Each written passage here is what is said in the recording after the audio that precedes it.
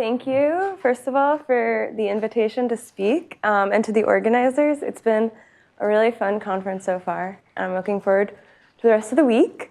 Okay, so this title, Symmetries of Rings from Hyperplane Arrangements, is kind of like a broad research program. It's a little bit vague. But what I'm going to talk about today is the symmetries of a certain hyperplane arrangement, and this will be joint work with two great grad students, Megan Chang-Lee, who's a grad student at Brown, and Trevor Karn, who's a grad student at Minnesota. Okay, and so the big idea of this talk, I think Aya did a really nice job of setting this up and giving us, I think we're taking a very similar perspective here. And she had some really beautiful examples. The big idea that I think both of us share is we want to start with some sequences of integers that are interesting in combinatorics. So we saw the Stirling numbers of the first and second kind, binomial coefficients in her talk. And we want to think about these as sort of having a secret richer structure as actually describing the dimensions of spaces that we also care about. And then we want to go a step further, just the same way that she did, not just thinking about these sequences as describing dimensions of spaces, but actually these spaces having symmetries that we want to understand. And we want to describe representation. So this is sort of the three-step process that we'll be doing, very similar to Aya. So what I'm going to do is I'll first tell you about the rings that we're interested in. So these are cohomology rings that come from hyperplane complements. So we saw this in both Galen's talk and Aya's talk, but I'll sort of tell you about the way that I think about these. And then I'll tell you about how symmetry comes into these things. And then I'll tell you about, so the braid arrangement we already saw in Aya's talk, and I'll say more about how this is kind of like the quintessential nicest example we have. And then I want to tell you about work that is sort of moving away from this nice case to a sort of a more complicated hyperplane arrangement where we lose a lot of the properties of the braid arrangement, but we still want to try to say things. Okay, so here is the setup. We're going to start with just a collection of hyperplanes, and I want to think about them as being in real space. So it's a real hyperplane arrangement. K is the dimension of the space that they'll be in. Okay, and it's central, which just means that these arrangements contain the origin. So here are two examples of hyperplane arrangements in dimension 2. Okay, and you can see that these arrangements, because they're in real space, they cut up my space into full dimensional cones, which are called chambers. Okay, and so the sort of first interesting combinatorial integer that we are going to care about is the number of these chambers. So we can see in this example there are 6. In this example there are 8. In general, I'll write the number as C of A. Okay? And there are sort of two very natural ways that you can think about the complement of this arrangement. So the first one is, and we saw this in Galen's talk, but just to remind you, so the first one is the real complement. And this is kind of like the naive complement. I have a collection of hyperplanes, and they're living in real space, and I just remove them from that space. So we can, we have this picture here. We just remove these lines, and we get a bunch of cones, okay? And in general, this is going to be some disjoint union of contractible pieces, right? It'll be the disjoint union of chamber many contractible pieces, okay? And so when I go to take cohomology, it's sort of not a very interesting, topologically, as a ring, right? It's just going to be, so I'm assuming my coefficients are over Z here. It's just going to be the cohomology ring. It'll just be isomorphic to Z to the number of chambers. Okay, so it's sort of boring, and all of this cohomology will be concentrated in degree 0. But it turns out that it actually is a very interesting presentation. And I'm going to tell you a little bit about that later. So this is called the Varchenko-Gelfand ring. So this presentation is via certain linear functionals that are called Heaviside functions. And there's a very nice, so this is not a graded ring, but it has a very nice associated graded that also has a cohomological interpretation. So this is what Galen called the Cordoval algebra yesterday. Okay, so I'll tell you more about that in a second, but first I want to tell you what the other complement that we could think about is. And so this is the complex complement. And so here we take our hyperplanes, we embed them in complex space, and then we remove them from that complex space. Okay? Now when we take cohomology, this is sort of more obviously an interesting like topological space. And so when we take cohomology, we get like a genuinely graded algebra that's called the Orlick-Solomon algebra. Okay, so Aya mentioned this, as did Galen. So this is a graded ring. In cohomological degrees, it'll be concentrated in degrees 0, 2, 4, up to 2k, where k is this number here. And again, the total dimension, as in the case of the Varchenko-Gelfand ring, will be the number of chambers. Okay, so we have two rings now that count the number of chambers. Okay, and so if we think about like our multi-step process here, so we're starting with these sequences of integers, which for us will be like the counting numbers of chambers in hyperplane arrangements. Okay, we now have two rings whose dimension gives that count. So the Orlick-Solomon algebra and Varchenko-Gelfand ring are both counted by the number of chambers. But we can refine this further. So there's a way to refine the count of the number of chambers via what's called the characteristic polynomial. So this is some sort of combinatorial polynomial that you can associate to any hyperplane arrangement. The coefficients of this polynomial, if you ignore signs, will sum up to the number of chambers. So it's some sort of refinement. And if we move to the spaces, the characteristic polynomial, these dimensions are given by, the coefficients are given by the dimensions of the graded pieces of this Orlick-Solomon algebra and the associated graded algebra. Okay. So your complement is different from yesterday's complex complement, where they were complement codimension 1, and you're simply embedding the real stuff as is?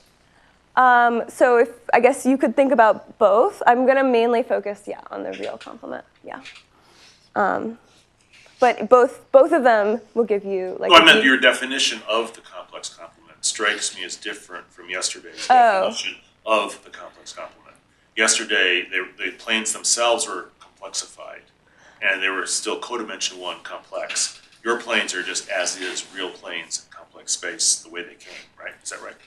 No, it should be the same. We should think of this as sort of complexified or embedded in complex space. Yeah. Okay. So this is going to be our quintessential example, which is the braid arrangement. So this is like where all of the nice things happen.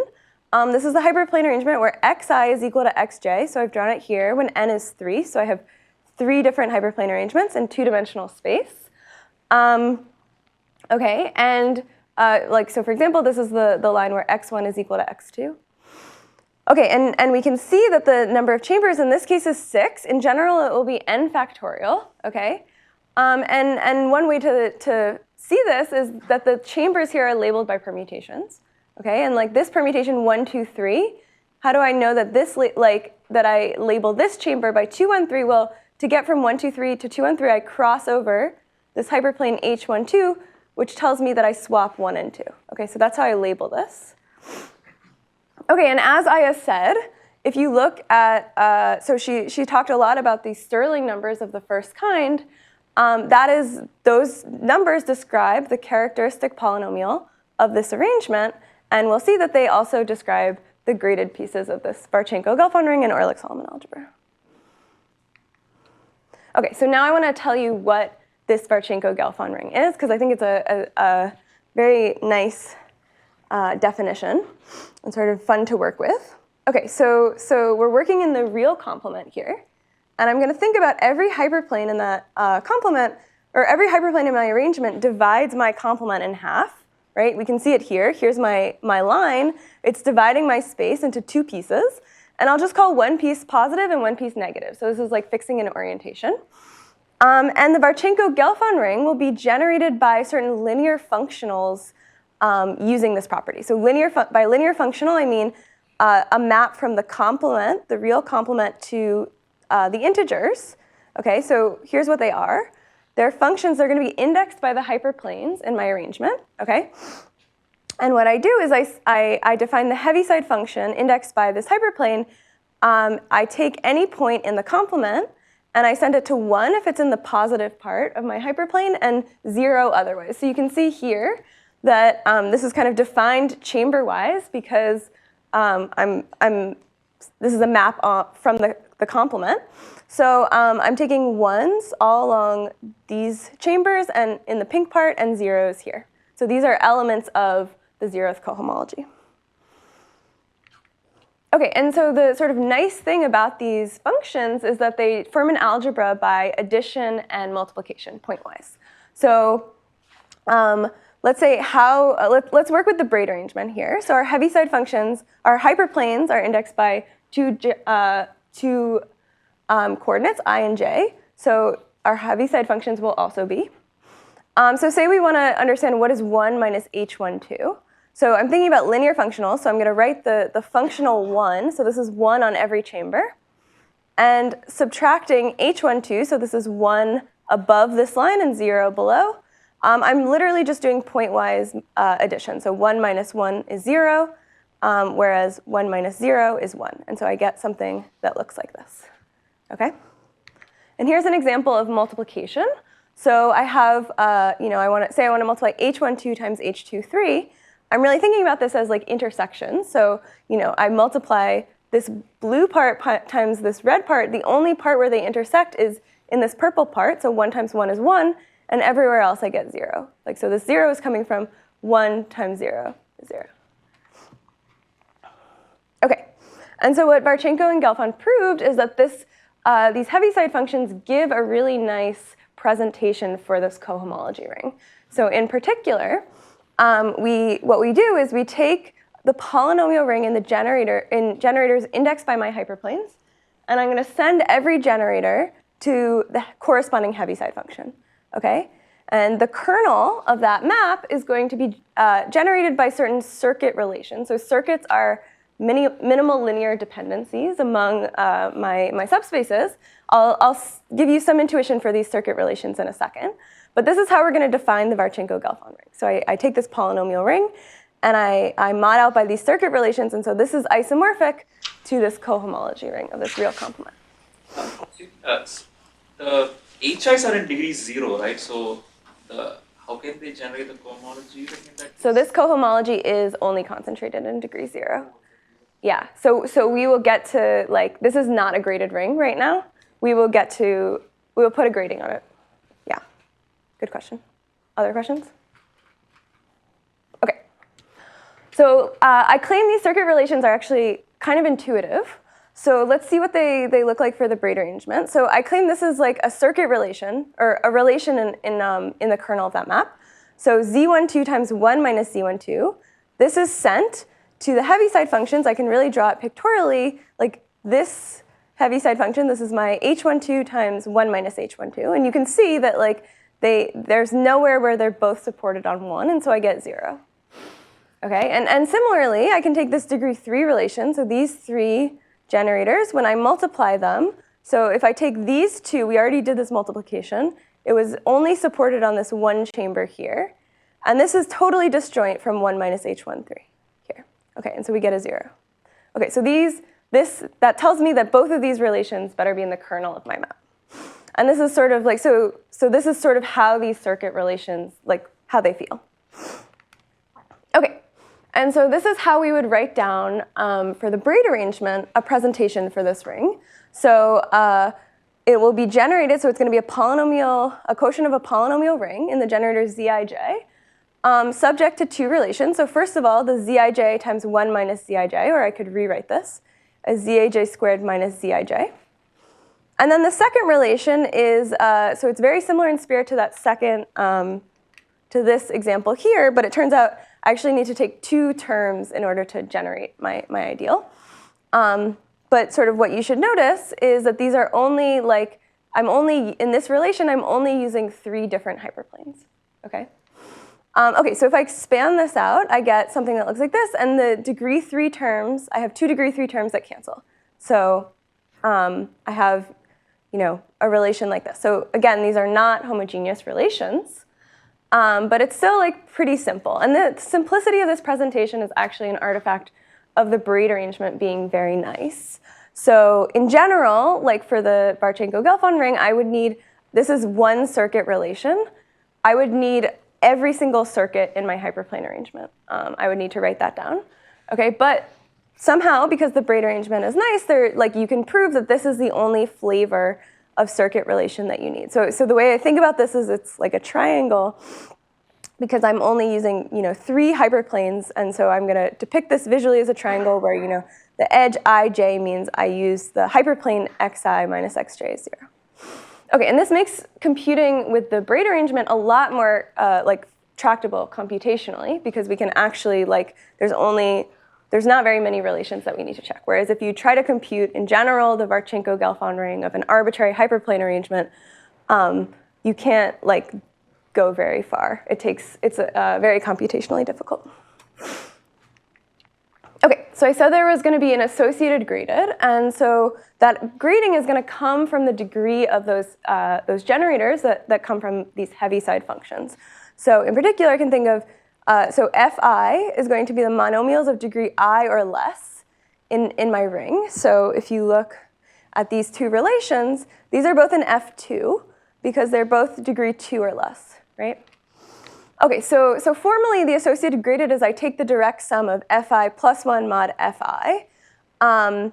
But more intuitively, what I'm actually doing is I had a ring that was generated by inhomogeneous relations, and I'm just going to make these relations homogeneous by forgetting the lower degree terms. So let me just show you by example. So here we have our braid arrangement. Here are my relations, and what I'm going to do is I'm just going to like take out the lower degree terms. So this was my relation, zij times 1 minus zij squared. I'm going to take out the zij, so it's just zij squared. Okay, so that's here. And then similarly, this had 1 degree, 1 term. I'm just going to take it out. Okay, so now I have like a quotient by homogeneous relations. This is a graded ring. I'm happy. This is the associated graded of the braid arrangement. And I wrote this down as well. So this presentation should look familiar. Yes. Okay. And as she said, the dimensions of these graded pieces are known to be counted by the Stirling numbers of the first kind. Okay, so we can write down, in this case, there are 3 graded pieces. Here are their dimensions. They add up to 6. And so the way I like to think about this is, the 6 is counting permutations. Okay, was indexing our chambers. And then we have some sort of refinement of the 6 by number of cycles, right? And that's exactly describing the graded pieces of this ring. Okay, so in general, this ring is quite well behaved, this associated graded. So it has k plus 1 graded pieces, and I'll write the j graded piece like this, okay? So it's commutative. It's a quotient of a polynomial ring. Its Hilbert series matches, if you're familiar with the Orlick-Solomon algebra, it matches the Orlick-Solomon algebra, as long as I ignore, cohomological grading and just think about like degrading or grading by generators. And actually, it also you can think of it as the cohomology ring of a certain space. So it's the cohomology ring of what's sometimes called the odd thickened complement of the hyperplane arrangement. So I don't want to get too much into this, but there is some way that you can just think of this as a genuine cohomology ring. Okay. So the other sort of more famous ring that people like to think about is the Orlick-Solomon algebra. And I don't want to define this formally because I'm not really going to be working with it, but I want to show you by example, in the case of the braid arrangement, how similar this presentation looks. And again, you saw this in the last talk as well. So it's going to be a quotient. The Orlick-Solomon algebra is a quotient in the exterior algebra now, but a quotient by this relation, which looks very similar to this relation here, right? So these rings look quite similar. And indeed, you can really think about this associated graded Marchenko-Gelfand ring as a commutative analog of the Orlick-Solomon algebra, if you've seen the Orlick-Solomon algebra before. And sort of in spirit, they are very similar. They have generators indexed by hyperplane arrangements, and then I mod out by certain circuit relations. Okay, again, and both of the dimensions of their graded pieces both describe the coefficients of the characteristic polynomial, and they both have nice Grosvenor bases. Okay, any questions about this? Yeah. Is this coming from the Orlick-Tarau algebra? That's a slightly different algebra. Slightly different, okay. Yeah. I think Orlick defined many algebras. Yeah. Okay, other questions? Yeah. Could you speak a little bit more on the second last bullet point? How do you get the connection between the coefficients of the characteristic polynomial with the graded pieces? Yeah, so like how do I know that this is true? Yeah, sorry.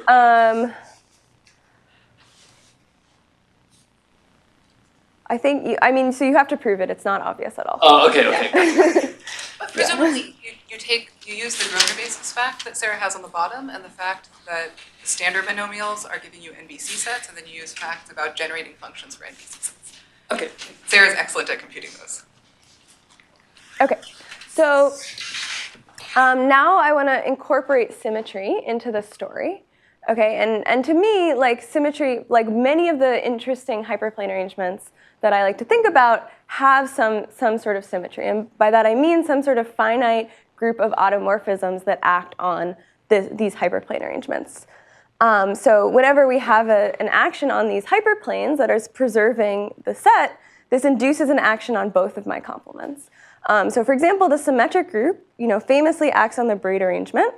I could think about, the transposition 1, 2, how does it act on these lines? It would fix this line, x1 equals x2, and it would swap these two lines. But also, I could, it acts on the space. So if I act on this point here, the transposition would reflect over this line, x1 equals x2.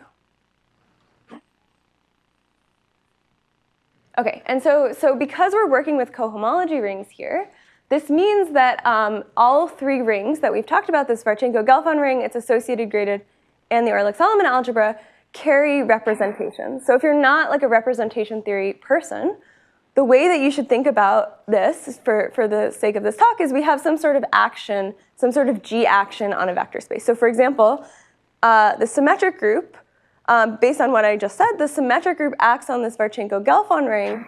S3 acts here just by acting on the generators. So the transposition 1, 2 acts on Z1, 3. Well, these generators are indexed by numbers, and the permutation is really just going to act on these numbers that are indexing it. So 1, 2 sends 1 to 2, and 3 to 3. So I get Z2, 3.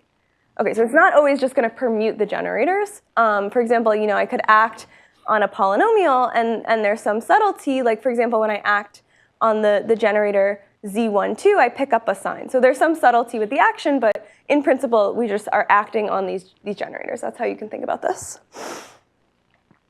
Okay, so we're sort of following this path. We started with these sequences of integers or just like counting chambers or the coefficients of this characteristic polynomial. We've now seen that they're actually the dimensions of these interesting rings that we care about. And now what I'm saying is that we should also think of them as the dimensions of interesting representations. And now we want to understand these representations. So this is, a categorification of these numbers. And are you going to be thinking about them as Z module, like over the integers, or will you go to the complex? Yeah, so in principle, like if you're thinking about any group acting, yeah, you might need to move to like complex numbers. I'm going to be working with a symmetric group, so integers are okay. But yeah, in principle, you would need to like switch your coefficients. Other questions? Okay, so then the question becomes, how do we describe this representation? And I think, the dream scenario, my like ideal scenario, would be in any situation, I take a G representation and I describe it in terms of what are called the irreducibles, or the smallest building blocks of the representation. So I can always do this, or always, for a finite group, I can always, in principle, decompose a representation into irreducibles. But in practice, this is like often really complicated and infeasible. So even for the braid arrangement, we'll see that we can't actually describe all of the representations that we want in terms of irreducibles. And there's reason to believe that like we never will be able to do that. So often we go for the next best thing, which is some sort of formula, or some way of computing these representations. We want to be able to describe them in some systematic way. Okay, and then there's slightly more complications. So we've been treating these like Varchenko-Gelfand ring and Orlick-Solomon algebra as like two siblings that come together. Like we can really think about them they're very similar. But at the level of representations, that's no longer true. So the Varchenko-Gelfand ring and its associated graded, these carry the same representations. In fact, like this associated graded decomposes the total representation of the Varchenko-Gelfand ring. But the Orlick-Solomon algebra carries completely different representations. And there's not really like a nice way to relate them. So you can relate them as induced representations. But if you want to actually like say something about irreducibles or anything like that, you can't really do it. So what I want to focus on today is our blue rings, the Varchenko-Gelfand ring and its associated graded. Okay. So you could ask the exact same questions for the Orlick-Solomon algebra. I think that's very interesting, but you would need like totally different tools. Okay. So going back to the braid arrangement, this is the case that we think is like the nicest possible case. And the symmetry here is coming from the symmetric group acting. Okay, so when we describe these representations, we're going to be using the representation theory of the symmetric group. So this is, I'm not going to get too much into the weeds here, but what you should know is that these are, the irreducibles here are parametrized by integer partitions. So in combinatorics, we like to write our integer partitions like this. So this drawing of this Young diagram, this is the partition 2, 2, 1, because I have two boxes in the first row, 2 boxes in the second row, and 1 box in the last row. Okay? So these are definitely going to show up because they parameterize my like building blocks. And I can encode these representations as symmetric functions. So this is called the Frobenius characteristic. So the key players here are the Schur functions, which you should think about as corresponding to the irreducible representation somehow, so my smallest building blocks. And then the homogeneous symmetric functions, which are written like this. These sort of correspond to my permutation representations. Okay, so if you like are not a symmetric function person and you've never seen these before, the sort of upshot here is that I can translate in the context of symmetric group representations, I can translate my like dream scenario. I said I want to, like the best case scenario is I have like an irreducible decomposition. In this case, it's going to be what's called a Schur expansion. So I write out explicitly a formula in terms of Schur functions, okay? And then the next best thing is some sort of formula for symmetric functions, okay? So somehow I want to like have, a closed form formula in terms of symmetric functions. Okay. Okay, so the nicest possible story is the Varchenko-Gelfand ring, and it's the Frobenius characteristic, or the representations here, have this nice formula. This is called the regular representation of the symmetric group. And you can see we have like both a formula, so like this is a very compact formula, h1 to the n, and we also have a Schur expansion here. So we have a sum of Schur functions with coefficients, and I understand those coefficients like exactly well. So these are counting something called the number of standard Young tableau. Okay, so the regular representation is a very nice sort of like equivariant lift of the numbers n factorial. I think if you ask anyone who works in like representation theory, what's your favorite representation of the symmetric group that has dimension n factorial, they would say the regular representation. So this is like, the best possible answer in a way. And here's an example when n is 3. So h1 to the 3, I can expand this in terms of Schur functions. Okay, so the upshot here is that we've gone from n factorial, number of permutations, to this is the dimension of the Varchenko-Gelfand ring, to this is actually the regular representation. Okay, so then you might wonder, like, what about the graded pieces? And this is a much, much harder problem. So as Aya said, this was studied by Sundram and Velker, who proved that the graded pieces of this ring have Frobenius characteristic given by what are called Thrall's higher Lie characters. So I'll say a little bit more about this, but this is the formula. So the idea is I sum, to describe the J-graded piece, I sum over partitions that have n minus j parts. So for example, if n is 5 and I want to understand the degree 2 piece, there are 2 possible partitions that have length 5 minus 2, which is 3. So the parts here is the number of rows. Okay, so this is our next best scenario because it's some sort of formula of symmetric functions. And here's an example when n is 3. So we have the 3 graded pieces. Here are their dimensions given by Stirling numbers, and here are these higher Lie characters. So in this case, there's just 1 for each graded piece, but that's an artifact of 3 being small. And here's the Schur expansion. So in this small example, I can compute the Schur expansion. But in general, we have no idea how to do that. So I'll say a little bit more in a second. But you can see that this decomposes this regular representation here.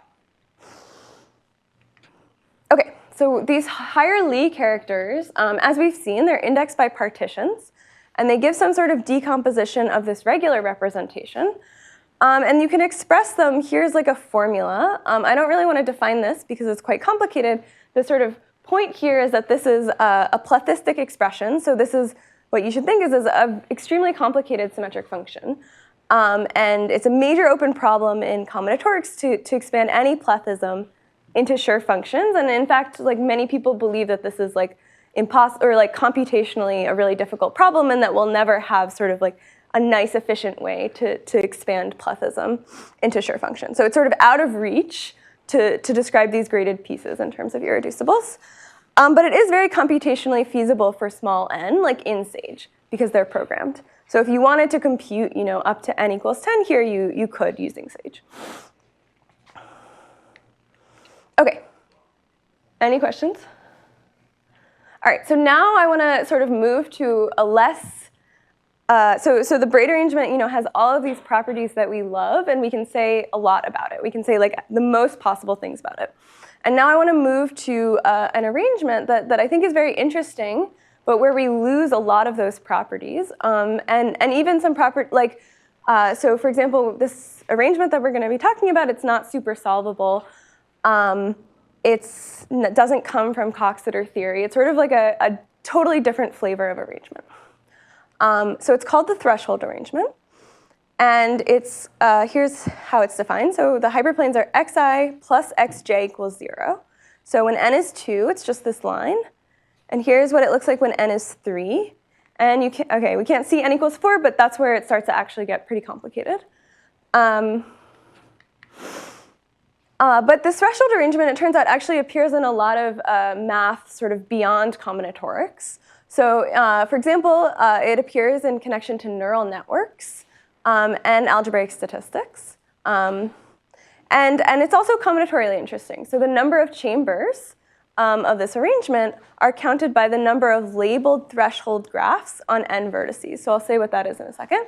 But this is so this is like, for us, a nice arrangement because we're thinking about the sort of integers that we're starting with are counting numbers of chambers. So we would like to have a nice chamber count. OK, so what is a threshold graph? These are also very well studied. I think in the enumerative community, the enumerative combinatorics community, people know a lot about threshold graphs. There's a whole book on them by Mahadev and Paled. And it also has applications to linear programming and many cool combinatorial things. So the idea is we're going to build a graph that has n vertices using 2 operations. So we'll have an isolated vertex and a connected vertex. And I'm going to show you by example. So let's say I want to build a graph with 5 vertices via this sequence here. OK? So I start with an isolated vertex. The blue means that's the vertex I just added. So I start with 1. I just add it. 2 is isolated, so I just add it.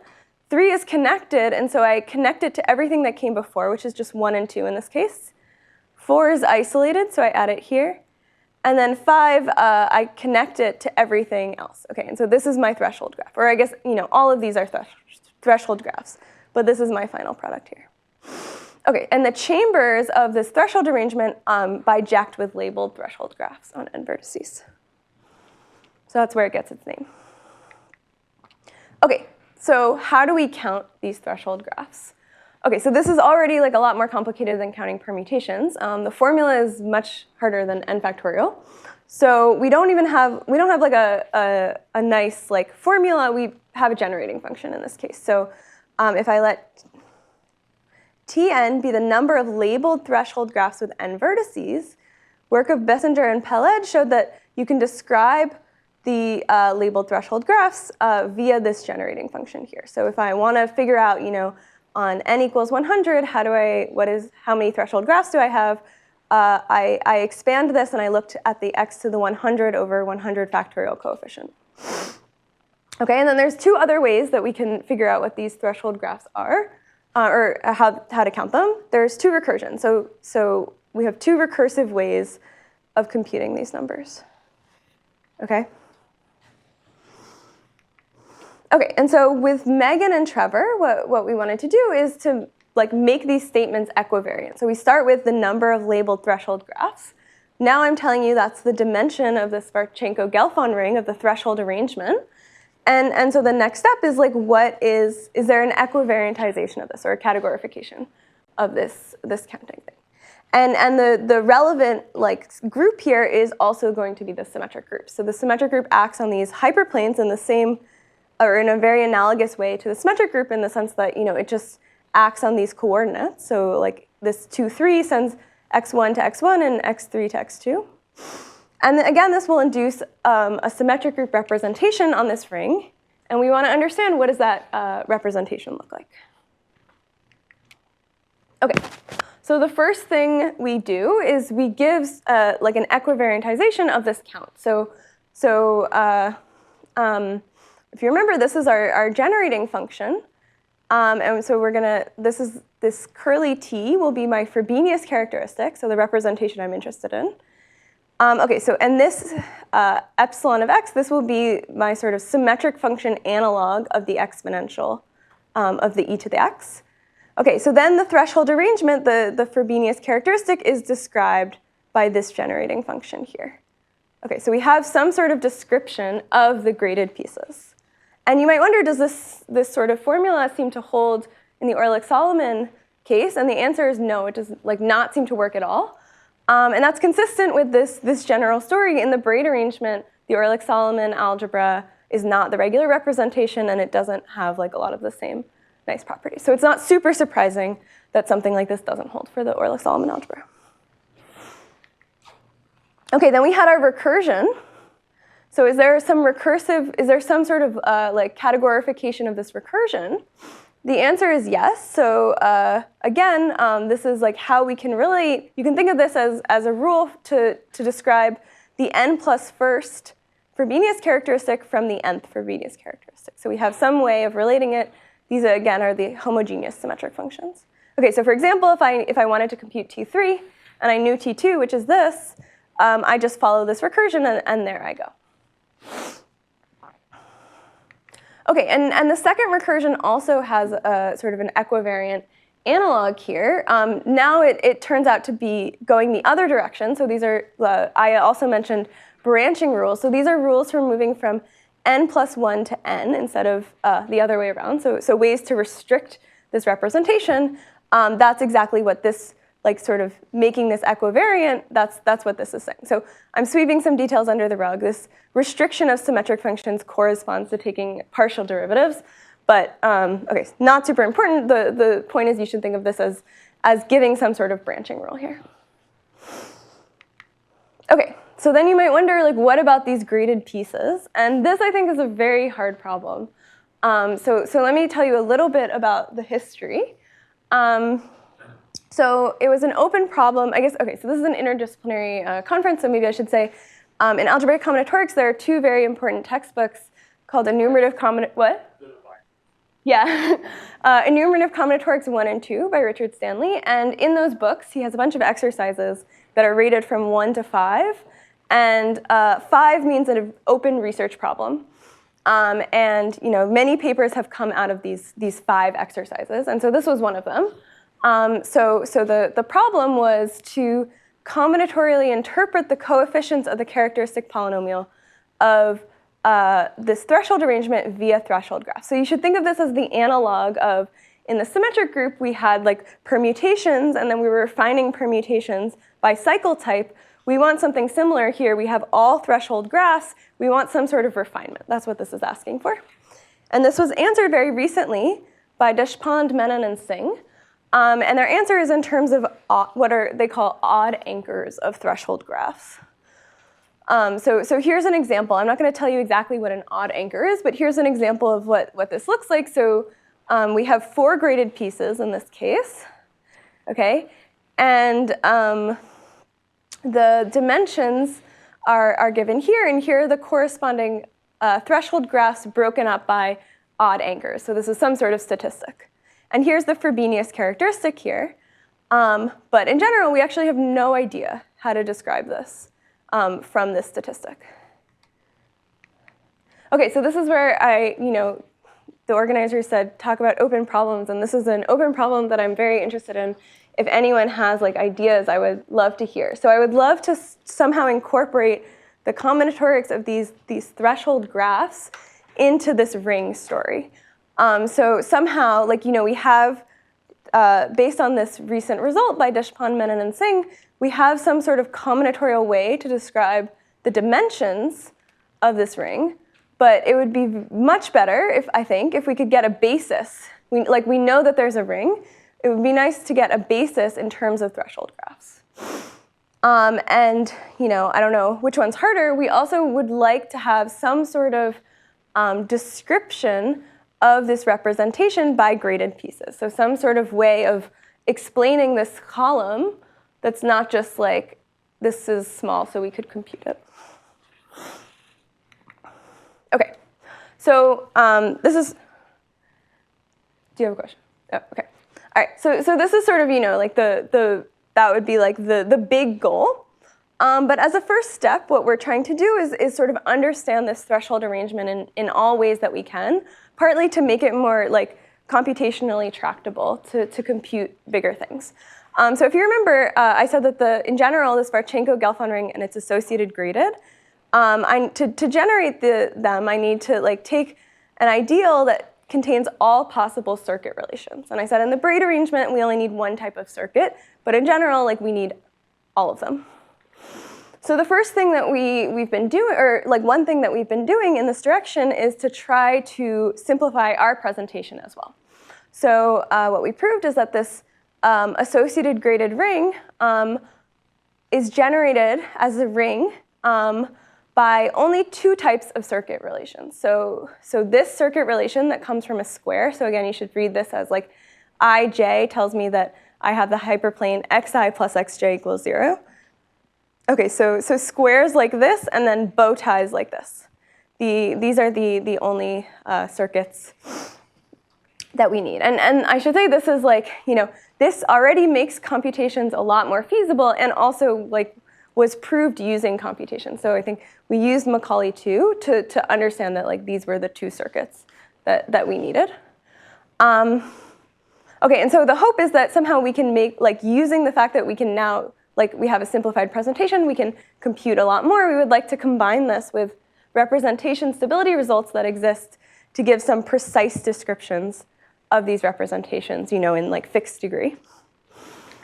And then we also think that there's a better Grosvenor basis. So we haven't proved this yet, but we have a conjecture, which is that we can define a Grosvenor basis for the defining ideal that's only, okay, so these relations did not give a Grosvenor basis, but we think that if we expand the formula, so we have the square, and then we have now a family of these dumbbell relations where we sort of expand along here for all possible ways. So it's sort of a much bigger family. But we think that this is a Grosvenor basis. And this has been checked up to, I think, n equals 9. There's a specific order on this, yeah. I'm suppressing that, but there is an order.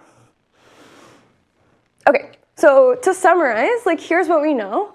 And I want to think about, the threshold arrangement compared to this model case of the braid arrangement. So we have chambers in the braid arrangement case, counted by n factorial, which by Jekyll permutations. In the threshold case, counted by threshold graphs.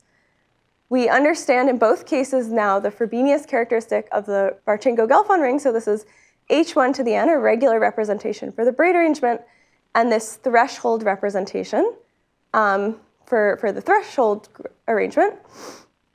We understand the characteristic polynomials in both cases. They're either the Stirling numbers of the first kind, partitioning or refining permutations by cycle type, or threshold graphs, refining threshold graphs by the number of odd anchors.